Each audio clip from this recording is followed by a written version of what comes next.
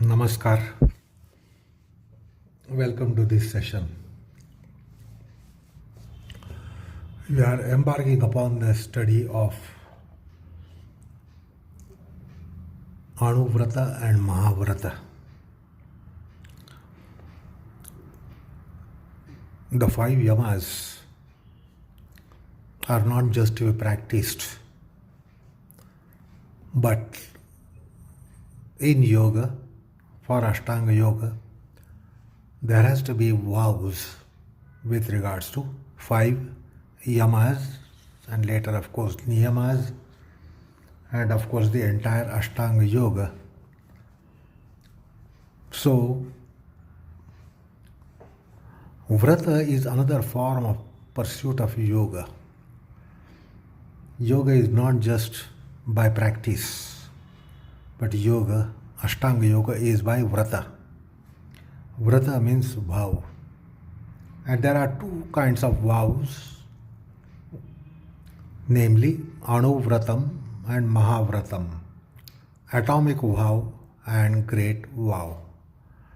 Atomic vow means it is atomic in the sense it is delimited, it is limited by Jati, desha, kaala, samaya. And the great vow is not limited by these factors. And therefore we are embarking upon a very interesting sutra 2.31, which expressly defines Maha-vrata, but also implies Anuvratam. So the sutra is Jati, desha, kaala, samaya, anavachchinna, sarvabhauma, mahavratam. This is the sutra 2.31.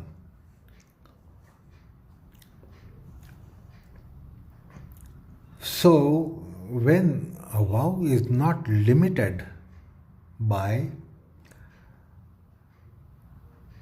Jati, when it is Jati anavachchinna, desha anavachchinna, kaala anavachchinna, samaya anavachchinna, then it becomes sarvabhauma. Then it is vow which is practiced on all planes, without whatsoever exception and without having limitations, not limited by time, space, etc., then it becomes mahavratam, it becomes great vow. So it is sarvabhauma. In any state, in any condition, any situation, any scenario, absolutely no exception at all. Then it becomes mahavratam.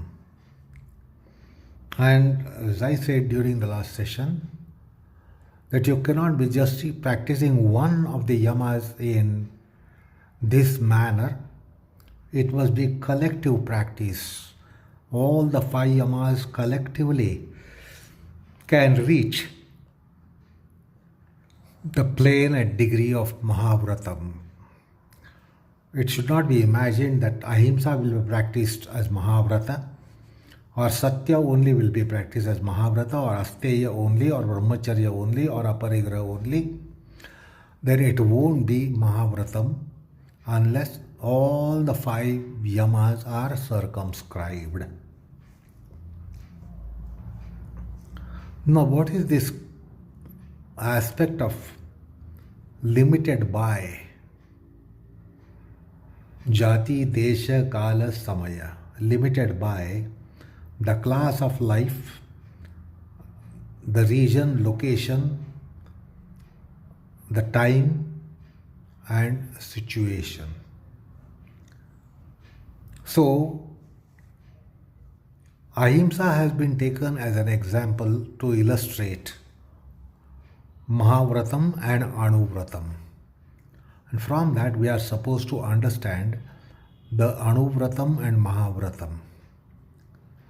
So when it is atomic vow, it can be only of Ahimsa, or only of Satya, or only of Asteya, or only of Brahmacharya, or only of Aparigraha. So atomic vow can be with respect to only one yama, or two yamas, or three yamas, or four yamas. But when it is Mahavrata, it is always with regards to all the five yamas. So this is the point to be noted. So Vyasa sets explaining Anuvrata. This is another very unique, strange thing, that what is being defined is Mahavratam, and what is being described is Anuvratam. And from Anuvratam we are supposed to deduct as to what is Mahavratam. So a very strange kind of sutra and commentary here in this sutra.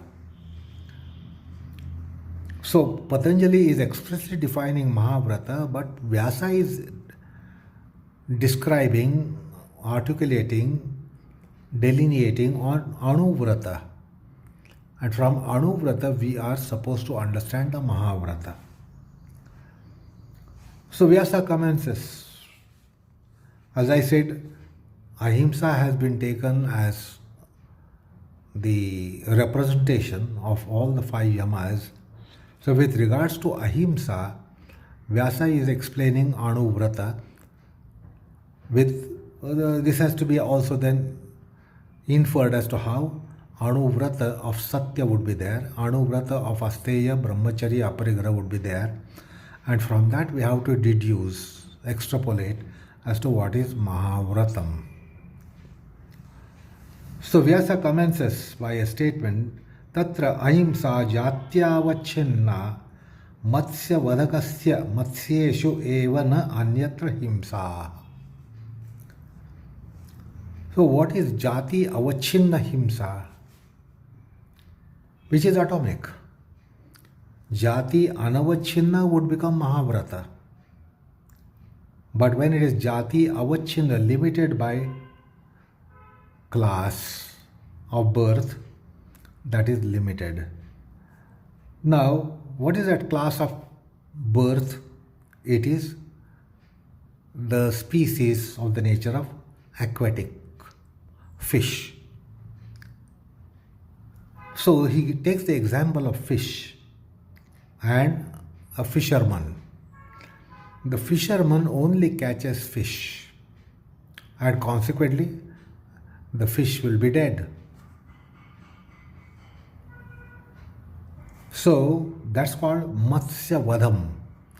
A fisherman would be catching fish, meaning killing fish.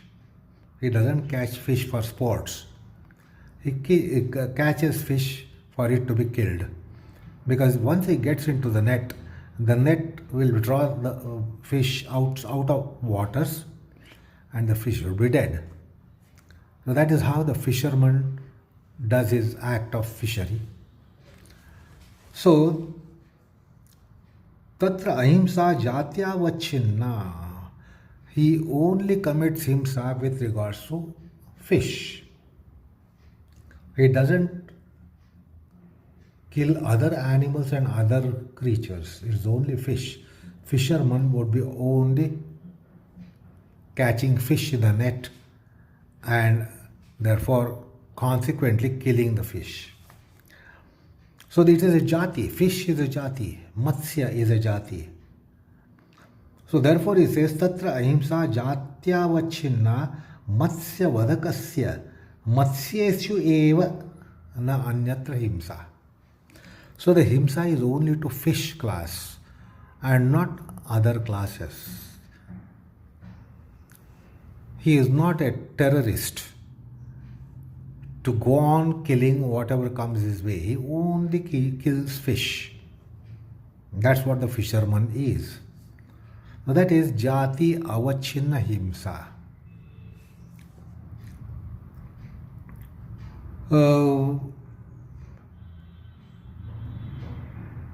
So,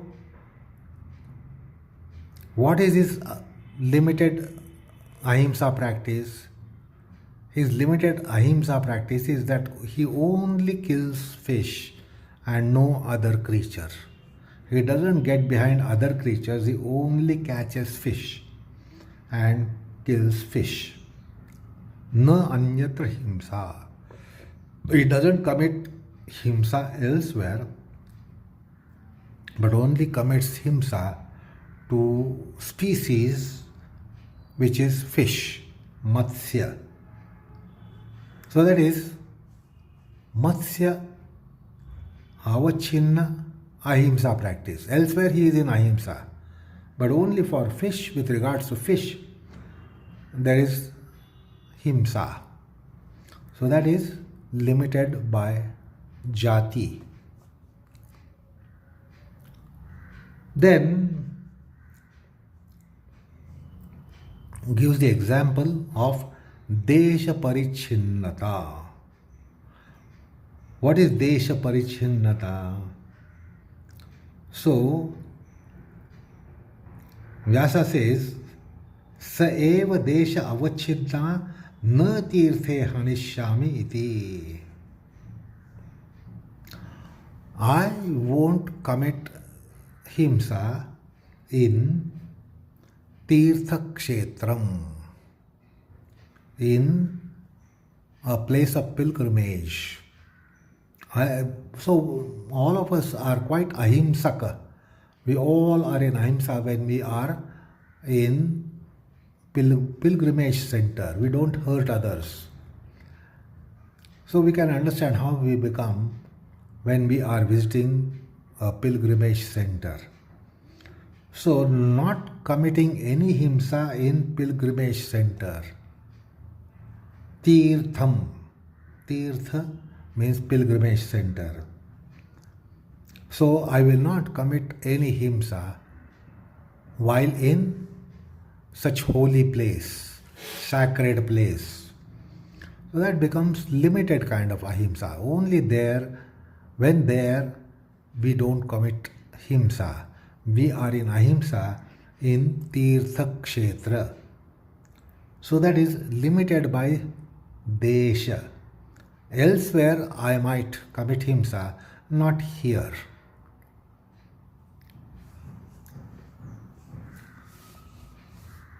So that's how desha avachchinna himsa should be understood. So that is Anuvrata. That's how atomic vow is. That in this place I will adhere to virtuosity. I will be virtuous. I will be pious. I won't commit himsa. I won't even commit asatya, steya, etc. etc. I am in a pilgrimage center. I don't want to rob anyone. I won't want to deceive anyone. So I will not be deceiving anyone. I will not be robbing anyone. I will not be having any dissipation in my tendencies while I am in noble place, a pilgrimage center or tirtha kshetra. So that's how we also adhere to this atomic vow, that we are unusually better in our character, behavior, because of being in that particular situation. That makes us noble. We can be easily noble, and that makes us noble. And therefore we are in Yama because we are in such a pilgrimage center or tirtha kshetra. The kaala avachchinna, limited by kaala, the time. So Vyasa describes, sa eva kaala avachchinna na chaturdasham na punye hanishyami iti. So on auspicious days I won't commit himsa. On auspicious days, I would be in Ahimsa. And that is quite possible for even a common man, layman. That on an auspicious day, auspicious time, one is virtuous. One doesn't indulge in vicious acts. One is not even allured for vicious acts. One is not enticed. One cannot be enticed for vicious act in particular time because of that auspicious time. So as there are auspicious places, there are auspicious times.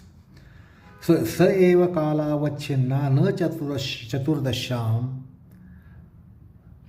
na punya ahani hadishyami iti.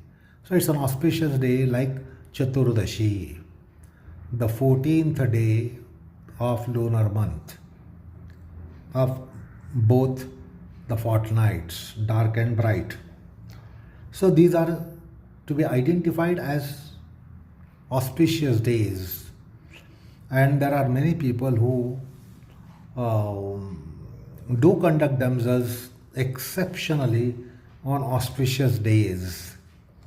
Like we are aware of this, auspicious situation, auspicious day, auspicious occasion, auspicious place. So in such places, we are able to conduct ourselves in a very noble way. So therefore, the Anuvrata can be taken up with the help of these things like auspicious day, auspicious time, auspicious situation, auspicious condition. So these are all limited by Jati, desha, kaala. So we have auspicious desha, auspicious locations, auspicious regions where we conduct ourselves exceptionally, and the vrata can be practiced in such places. That's how we have to start practicing the vrata, by being in an auspicious place or by being in auspicious time, by being in auspicious occasion, auspicious situation, etc. So one doesn't commit the acts where there is hani to punyam. When there is dwindling of punyam, dwindling of merit. So whatever would be dwindling my merit, I won't commit such an act. That is what Vyasa says. Because if for yoga to succeed, we must have a lot of merit collection. We must have baggage of merits. Otherwise, we really don't make progress in essential yoga. Without baggage of merit, we won't be able to succeed in yoga. Yoga depends upon how much merit you have. Punya sanchayam, dharma sanchayam is so important.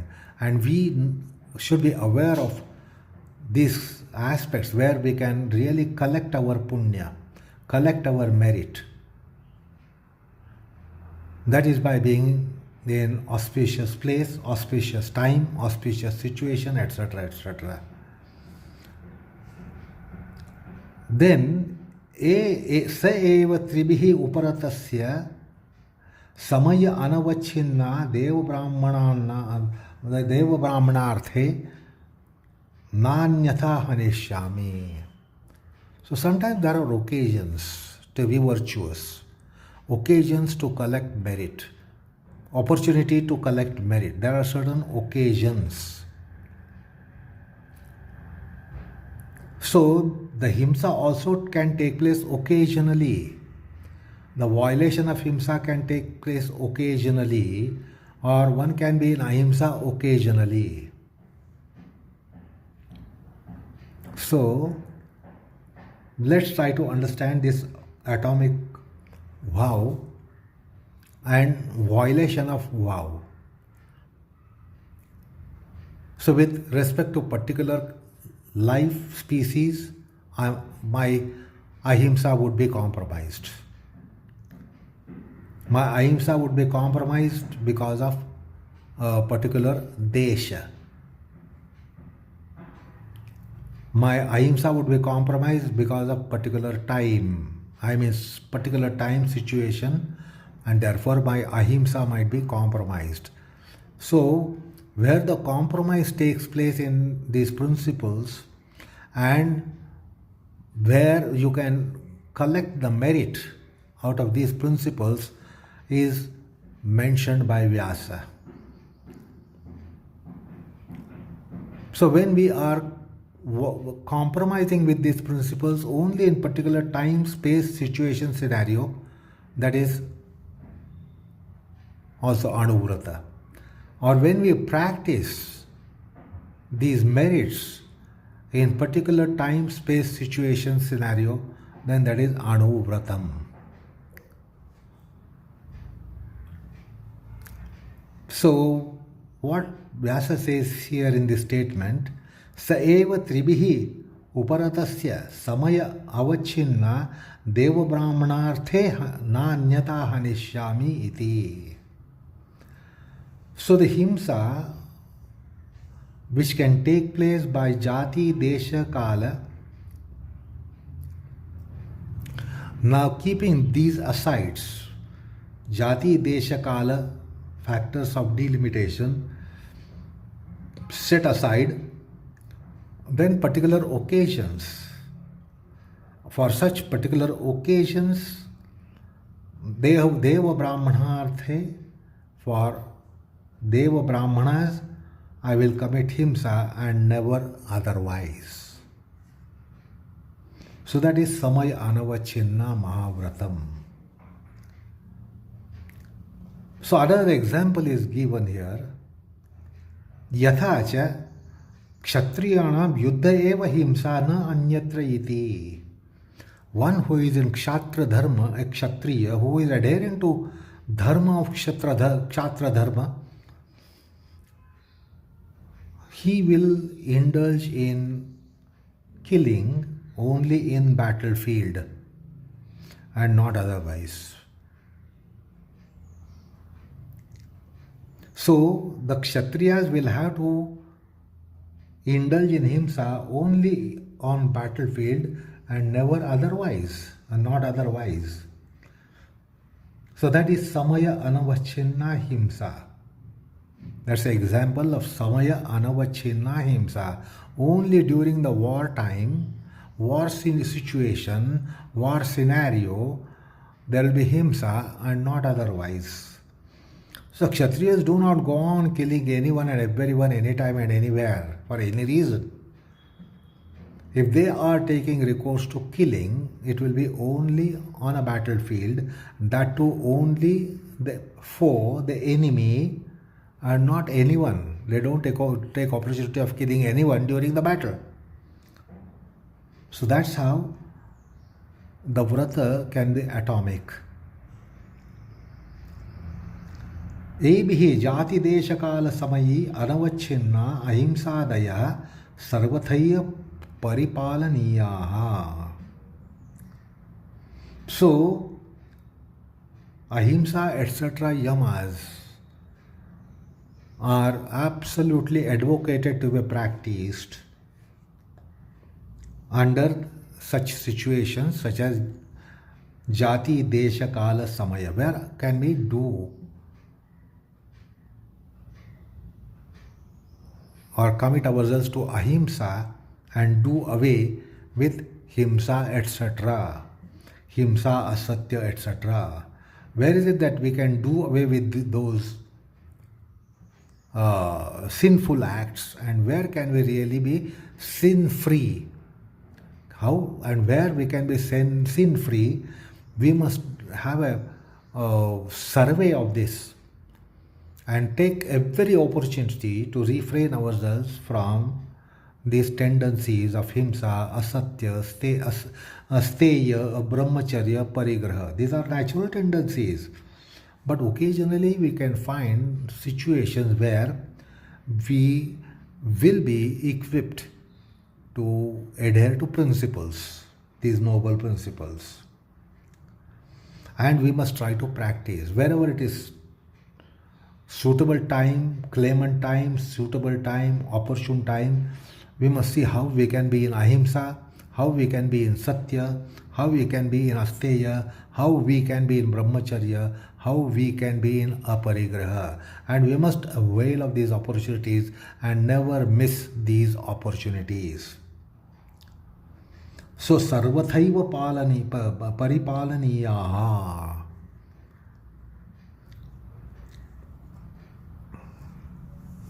So,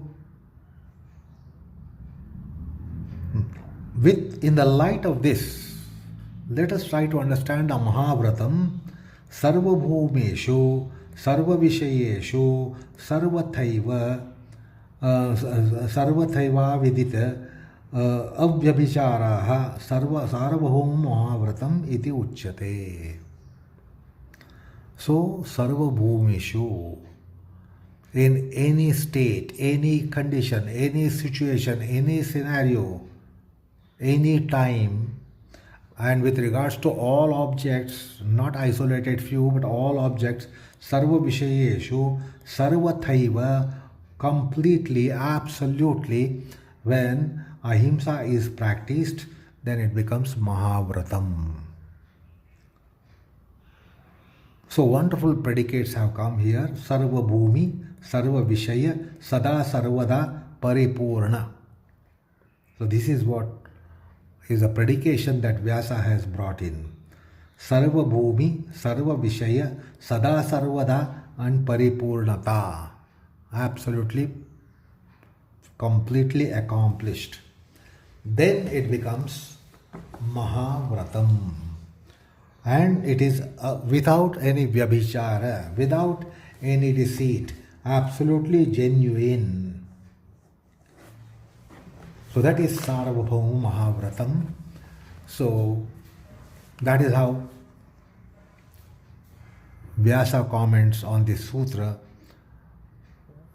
to tell us about both Anuvratam and Mahavratam.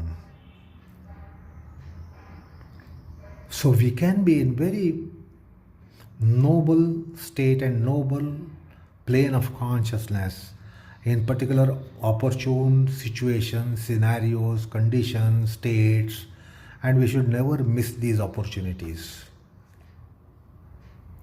So let me tell you at this juncture that some of the occasions which have certain vibrations for us not to fall as prey to vices.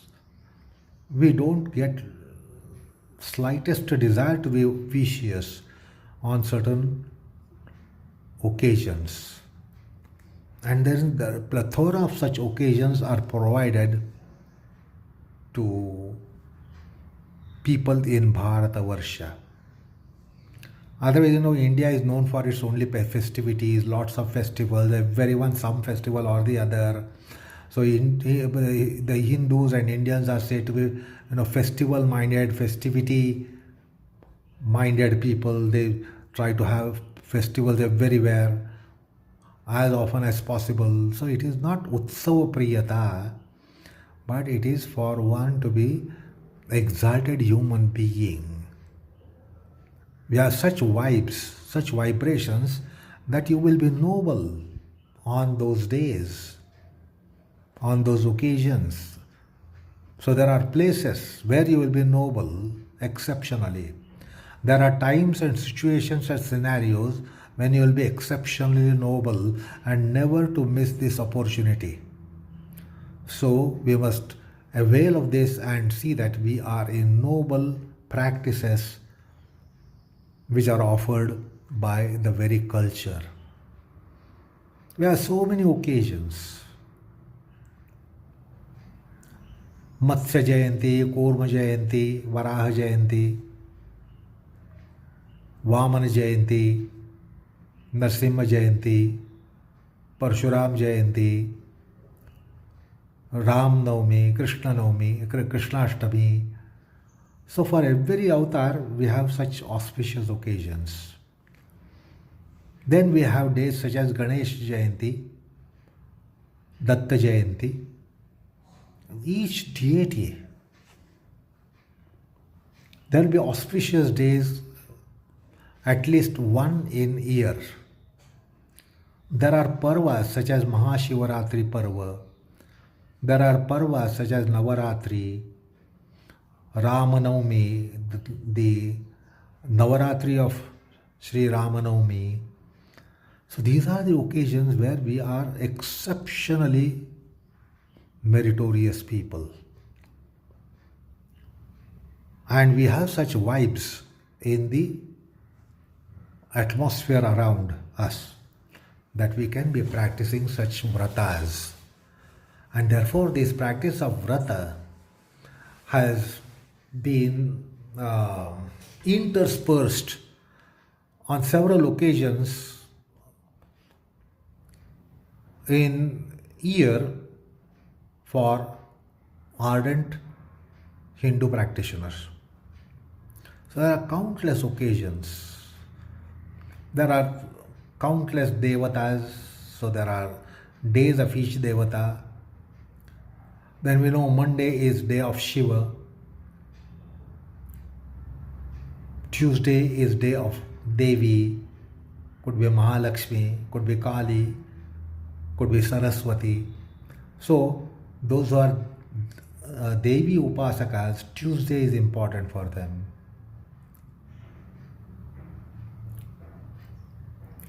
Wednesday is day of Narayana, Panduranga, Vithala. Thursday is the day of Dattatreya and Dattavataras. Friday is day of Lakshmi. Saturday is day of Hanuman. Sunday is day of Gayatri. So all these days,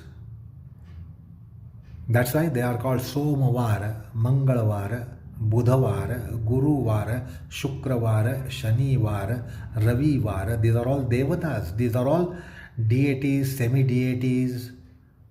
And that's how each day is allocated to them.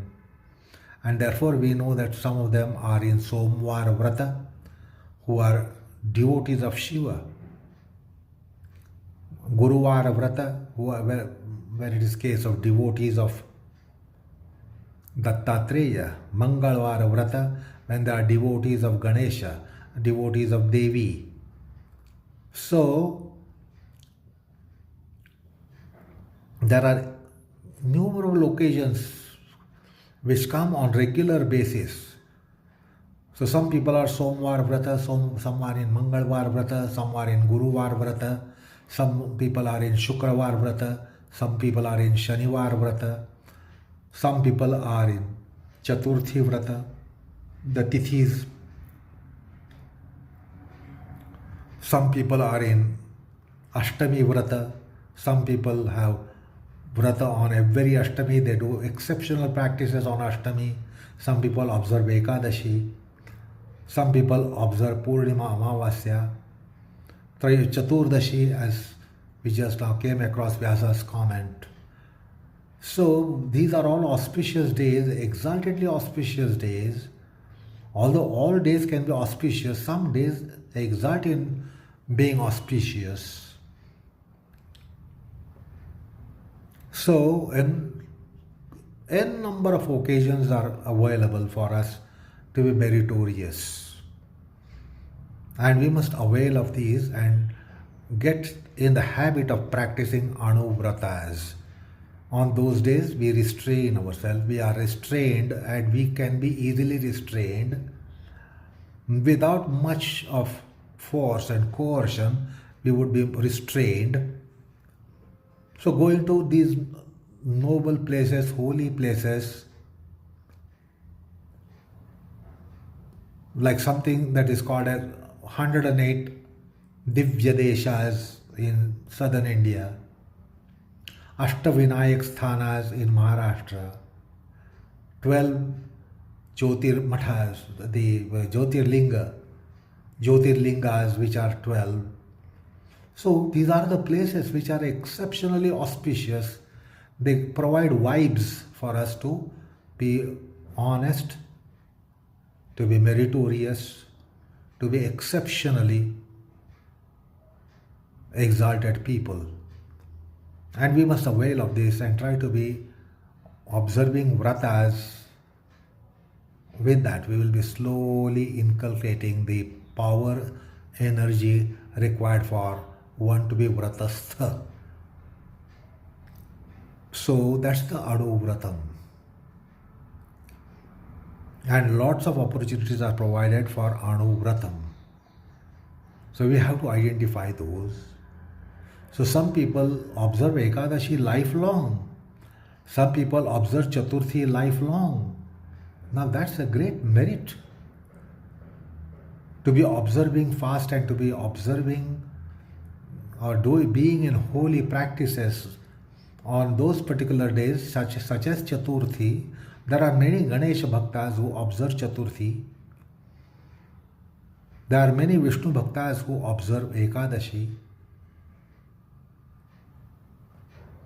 So, these occasions must be used for us to inculcate these Yama practices, which have great facility on those days, in those deshas, in those samaya.